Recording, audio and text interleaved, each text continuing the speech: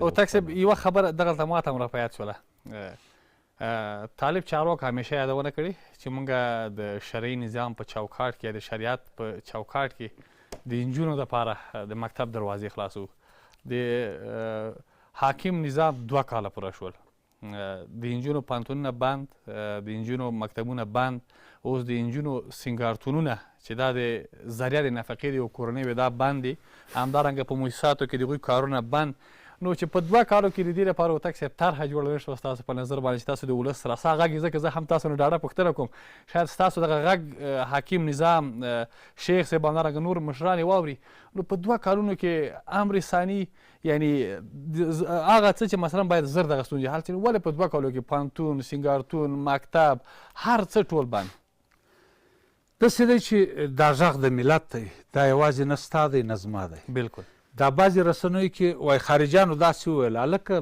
زه خارجیان څه کوم خارجیان خو زه وژلی ملت غم وخوره دلته اوس دغه عمده ټکو ته چې تا اشاره وکړه دا زموږ غوښتنه ده دا زما د ولس غوښتنه ده د ده د ولس غوښتنه ده دی اوس حاکم دی یعنی دا نظام دا حکومت امارت اسلامي په نامه حکومت دا اوس مجبور او مکلف دی چې خپل د ولس غږ باوري ولکه نن دی که سبا دی دا وطن د زرغون شاه دی بلکل که نن دی که سبا دی دا دروازې به خلاصېږي په دې کې شک نشته خو ځان به پکښې راځي ځان باندې بیا موږ نه غندو خو بیا هم 2 کاله ډیر دي که طرحه جوړېږي هم 2 کاله یې ډیر دي بلکل که نصاب تبدیلیږي هم 2 کاله یې ډیر دي که ایجاب په باره کې خبرې کېږي هم 2 کاله یې ډیر دي هیلهمند یو چې بار بار ما ویلي اوس بیا ستاسې په دا خاصه خپرونه کې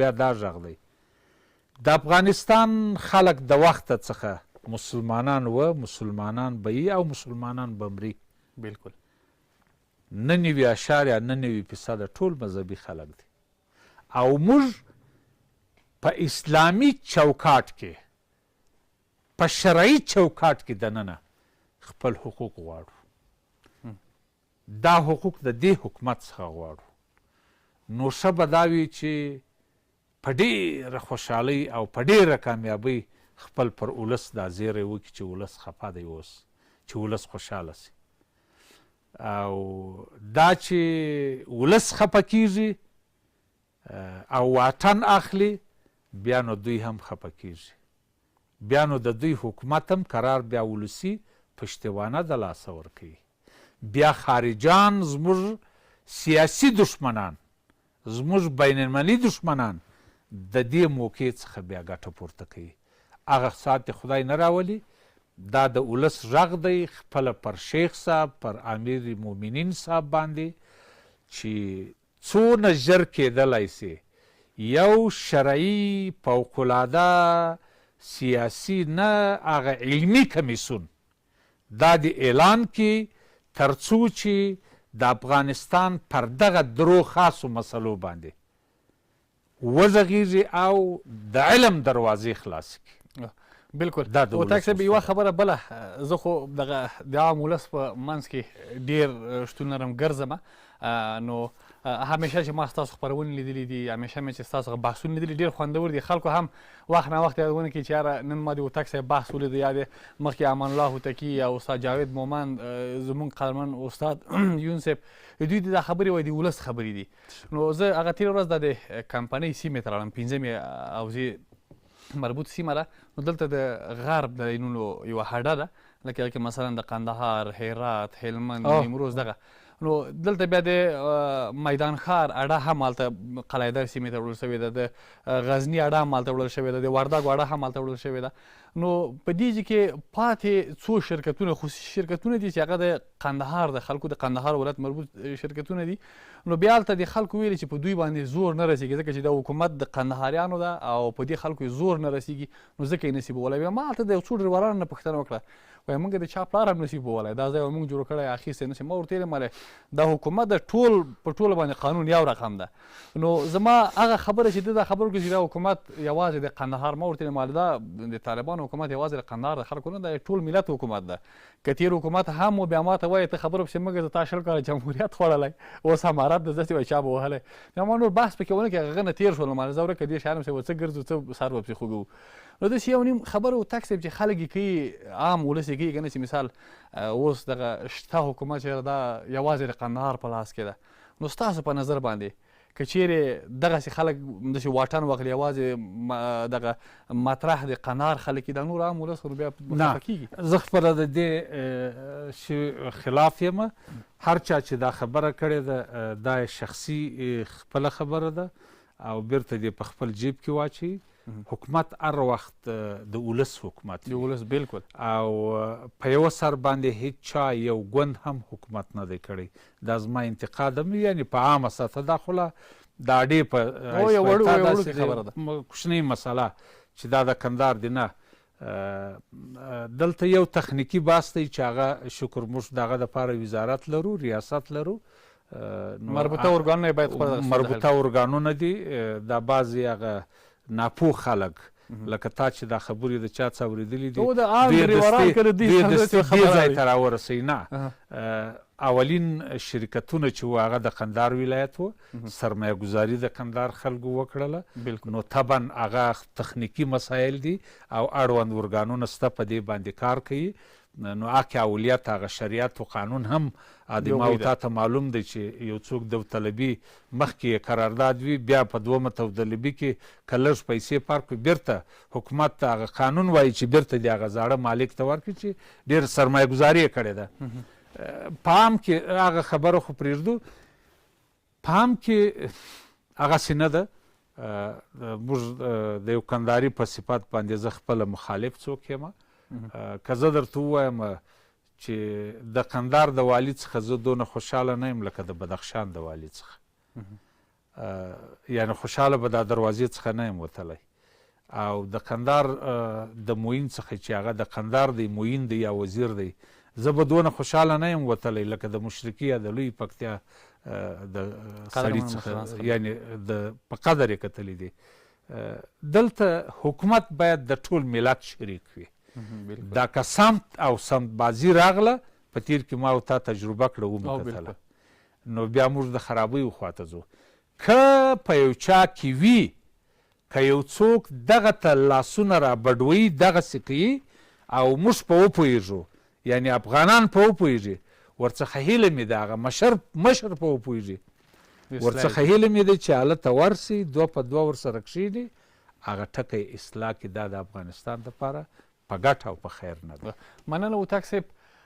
رابسو دې ته دوه حکومتونه چې زما په یاد دي، لکه د کرزي صاحب حکومت، د اشرف غني حکومت او شته حاکم نظام. په دې درې حکومتونو کې کوم حکومت ستا په نظر باندې ستا له شخصي نظره ښه حکومت ده؟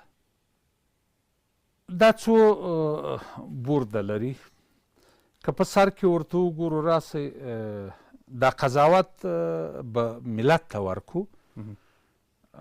افغانستان ما لیدلی و، تا به هم لیدلی یا دې په یاد وي. زه د مجاهدینو د حکومت په وخت کې م راغلی وم.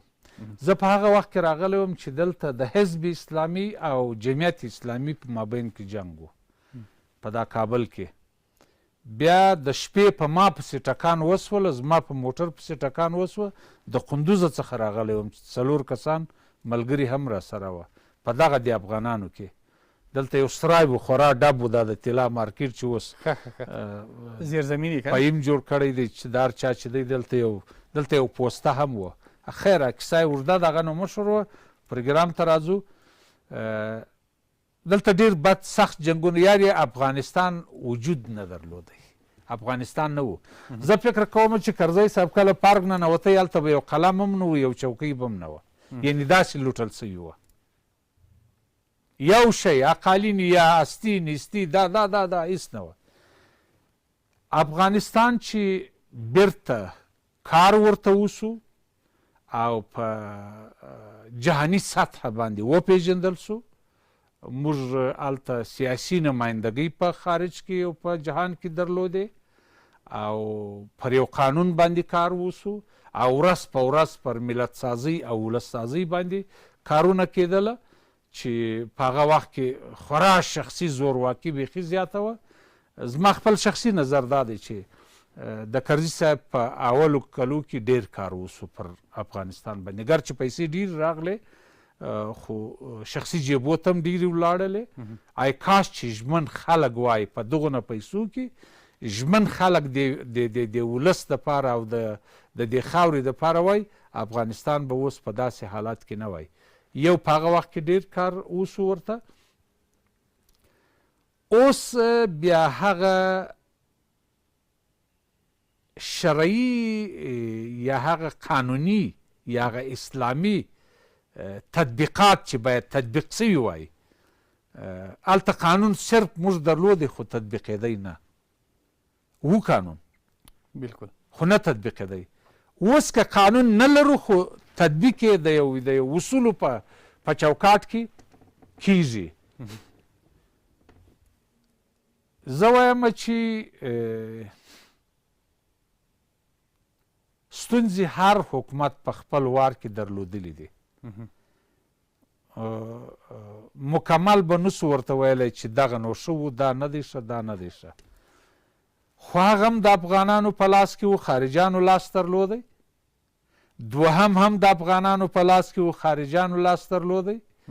دغه دریم اوس سوچه دی افغانانو په لاس کې دی. زه وایم چې دا درې سره دې سره کښېني، یو ملي وحدت تامین کې، یو لاس دې سره ورکړي، تور و سپین پسې دې بالا نه ګرځېږي. مدرسه او مکتب دې نور نه څېړي چې دا د مدرسې څه فارغ دی، دا د مکتب فارغ دی، دا د عصري علومو فارغ دی، دا د دیني علومو فارغ دی. خو دغه شیانو موږ خراب کړي یو، دغه شعارونه افغانان خراب کړي، افغانستان یې خراب کړی. چې ټول لاس سره ورکړي دا وطن به جوړیږي. او د تیر څخه یو څه پند واخلو او یو څه تجربه حاصله کړو. راسئ نمرې به نه ورکوو، یوه ته به نمرې نه ورکوو، اول دوم دریم، نه اوس ته نه هغه ته.